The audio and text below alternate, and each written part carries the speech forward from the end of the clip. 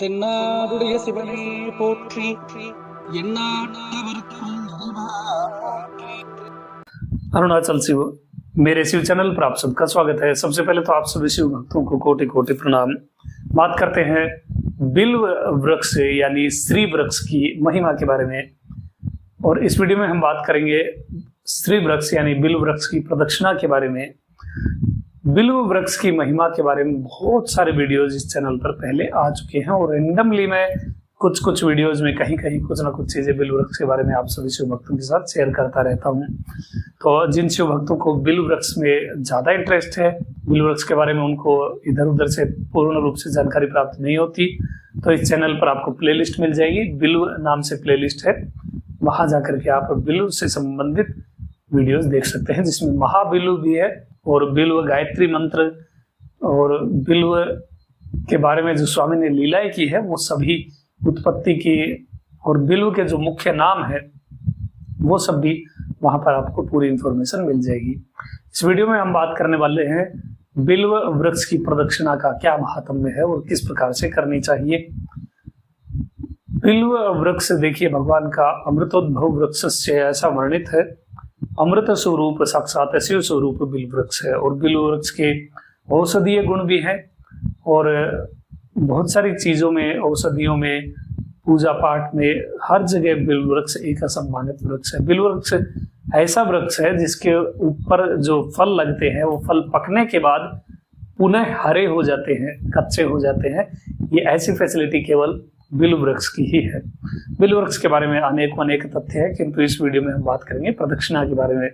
सबसे पहली बात तो देखिए, जो शिव भक्त बिल्व वृक्ष की प्रदक्षिणा करना चाहते हैं, जो कि एक शिव भक्त को हमेशा करनी भी चाहिए, तो बिल्व वृक्ष के बारे में एक चीज हमेशा ध्यान रखिए, जिस जगह पर बिल्व वृक्ष होता है उससे 200 गज में, उस बिल्व वृक्ष के मूल से, उस तने से 200 गज की हर दिशा में, इंक्लूडिंग ऊपर और नीचे, शिव तीर्थ कहा जाता है। वो क्षेत्र तीर्थ कहा जाता है। उस बिल्व वृक्ष के 200 गज के आसपास के दायरे में वो पूरा क्षेत्र तीर्थ क्षेत्र कहा जाता है। तो जब भी आप बिल्व वृक्ष के पास जाए तो अपने जूते चप्पल दूर निकाल करके, 200 गज से दूर निकाल करके, दूर से ही प्रणाम करके फिर आप बिल्व वृक्ष के पास जाएं। ये एक चीज होगी। अब दूसरी बात बिल्व वृक्ष की प्रदक्षिणा के बारे में। बिल्व वृक्ष की प्रदक्षिणा मध्याह्न काल में करनी चाहिए वैसे तो, यानी दोपहर के समय में विशेषतः करनी चाहिए, किंतु मान लीजिए आपको सुबह समय है, फिर आप अपने कार्य क्षेत्र में जाने वाले हैं, ऑफिस वगैरह जहां भी आपको जाना है, तो आप केवल सुबह ही बिल्व वृक्ष की प्रदक्षिणा कर सकते हैं। तो आप सुबह भी कर सकते हैं और संध्या काल में भी कर सकते हैं। संध्या काल में बिल्व वृक्ष को स्पर्श ना करें, ऐसे आप नॉर्मल प्रदक्षिणा कर सकते हैं। सुबह में आप स्पर्श भी कर सकते हैं, मध्याह्न में भी स्पर्श कर सकते हैं और प्रदक्षिणा भी कर सकते हैं। किंतु जो विशेष महत्व बताया गया है वो बिल्व वृक्ष की प्रदक्षिणा का मध्याह्न काल में बताया गया है। मध्याह्न काल में यानी दोपहर के समय में आपको बिल्व वृक्ष की प्रदक्षिणा करनी चाहिए। यदि समय नहीं है तो भक्ति पूर्वक सुबह से हम भी कर सकते हैं, और समय है तो फिर आप मध्याह्न काल यानी दोपहर में करें। अब दोपहर में बिल्व वृक्ष की प्रदक्षिणा करने से क्या प्राप्त होता है, क्या पुण्य है, तो सुमेरु पर्वत की 3 बार प्रदक्षिणा करने का जो पुण्य है, उतना पुण्य आपको एक बार एक बिल्व वृक्ष की प्रदक्षिणा करने से प्राप्त होता है। और इसको भी करोड़ों गुना यदि आपको बनाना है तो हर एक कदम पर, जब भी आप बिल्व वृक्ष की प्रदक्षिणा करें, हर एक कदम पर अरुणाचल शिव बोलिए।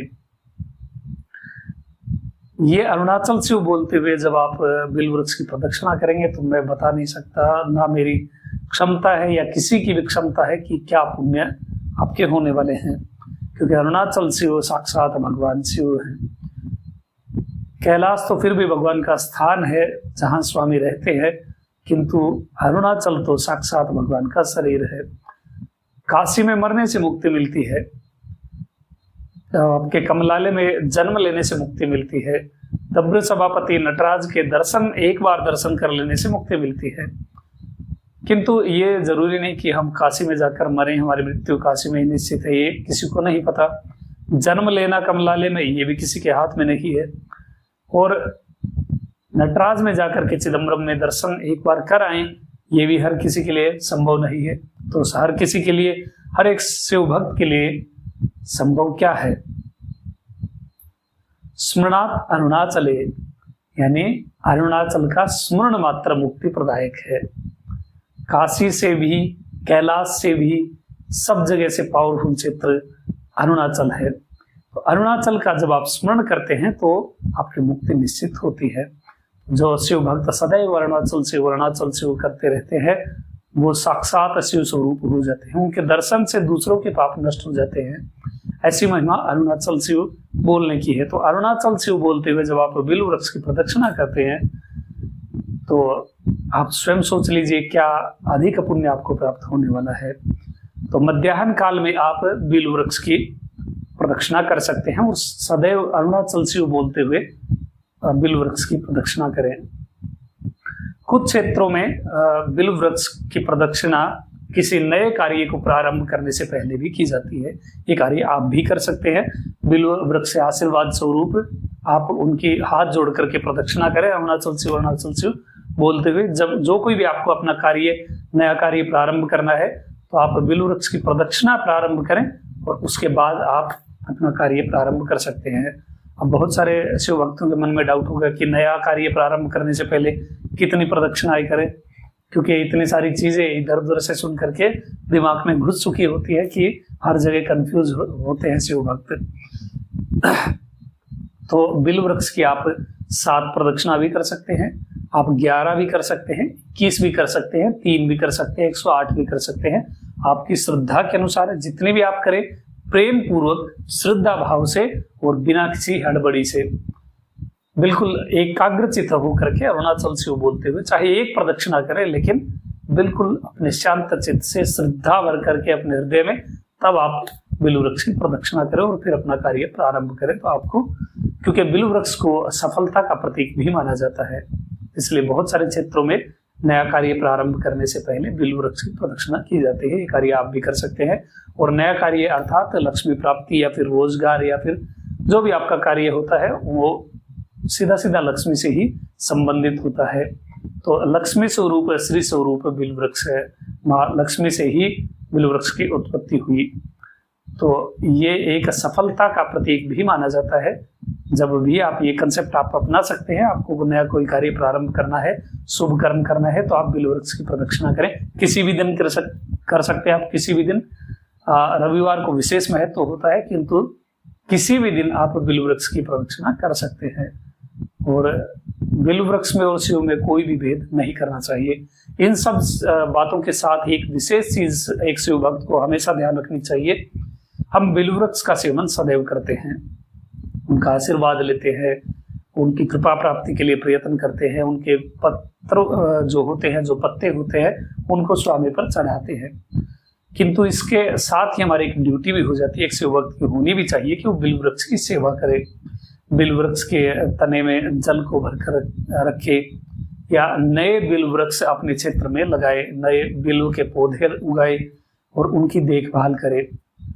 एक बिल्व पत्र की सेवा करने वाले को ही बिल्व पत्र तोड़ने का एक लेजिट जो ऑथेंटिक अधिकार होता है वो उनकी सेवा करने वाले को होता है। तो एक शिव भक्त को सदैव बिल्व वृक्ष की सेवा अवश्य करनी चाहिए। इससे आपको स्वामी का आशीर्वाद भी प्राप्त होता है। और स्वामी तो वैसे ही प्रकृति को बहुत पसंद करते हैं, जिनमें भी उनके प्रिय बिल्व वृक्ष की आप सेवा करते हैं तो वैसे ही स्वामी का अनुग्रह आप पर होता है।